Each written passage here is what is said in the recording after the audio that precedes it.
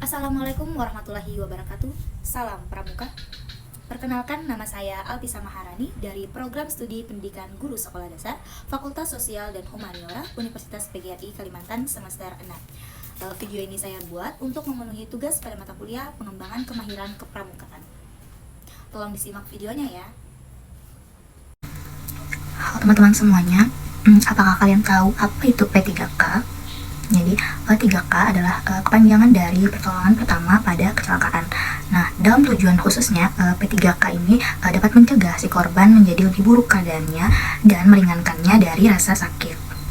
Selanjutnya, salah satu metode dalam mengevaluasi kondisi korban adalah metode IBC, yang dimana A itu airway, apakah jalan udara pernapasan terbuka atau terhalang. Terus yang B, breathing, apakah korban itu bernapas. Yang C, circulation, apakah ada denyut nadi. Terus apakah ada pendarahan luar, dan periksa warna kulit korban. Selanjutnya itu ada tujuan P3K, yang dimana tujuan P3K itu ada 3. Yang pertama, meringankan penderitaan si korban.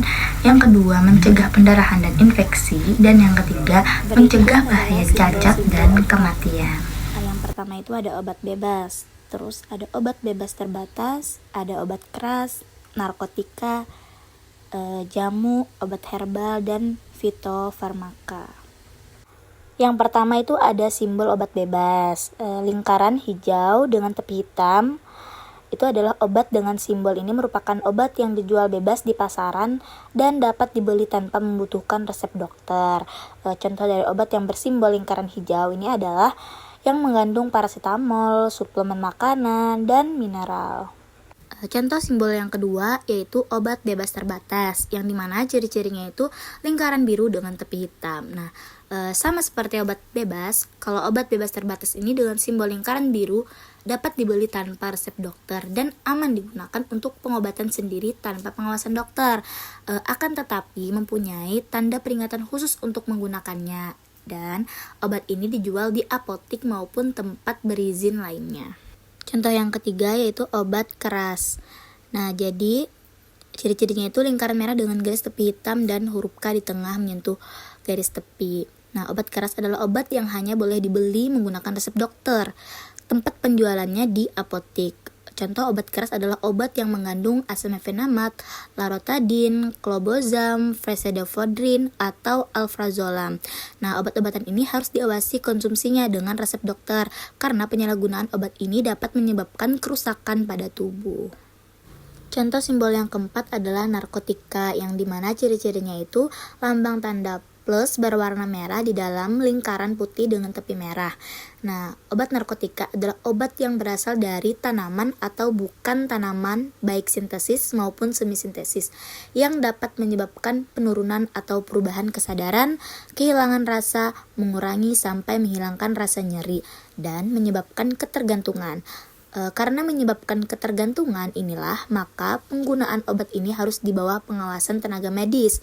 Obat jenis ini biasanya terdapat pada obat bius, anestesi, analgetika, atau obat penghilang rasa nyeri.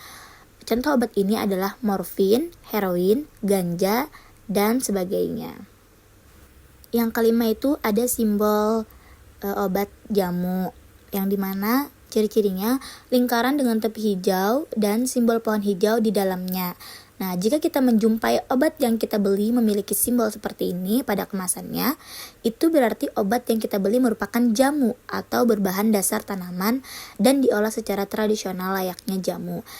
Jamu merupakan resep warisan leluhur yang turun-temurun yang hingga ini masih dipercaya. Masyarakat dapat mengatasi berbagai penyakit. Yang keenam ada simbol obat herbal, yang dimana ciri-cirinya lingkaran dengan tepi hijau dengan simbol 3 bintang atau disingkat dengan OHT, obat herbal terstandar. Berbeda dengan jamu, obat ini berbahan dasar alami dari tanaman, obat, atau mineral lainnya, tetapi diolah dengan menggunakan teknologi tinggi dan higienis. Bahan yang digunakan pun harus melalui uji toksisitas dan kronisnya, sehingga bahan pembuatan OHT juga harus melalui penelitian preklinik untuk mengetahui bahan OHT memenuhi standar kesehatan atau tidak. Yang terakhir ada simbol fitofarmaka, yang dimana ciri-cirinya lingkaran dengan tepi hijau dengan simbol menyerupai salju. Nah, jenis obat fitofarmaka adalah bahan dari alam dan tradisional, namun sudah terstandar dan bisa disetarakan dengan obat modern. Pengolahan fitofarmaka juga menggunakan teknologi tinggi sehingga terjaga kehigienisannya. Masyarakat mempercayai daun jambu biji dapat mengobati diare. Kemudian, dengan ditunjang menggunakan pengujian berstandar, maka daun jambu biji dapat diolah menjadi layaknya obat modern, dan obat ini dapat dilabeli fitofarmaka.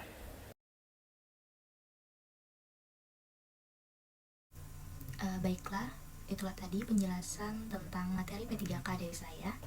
Semoga kalian dapat memahaminya. Sekian dari saya. Wassalamualaikum warahmatullahi wabarakatuh. Terima kasih.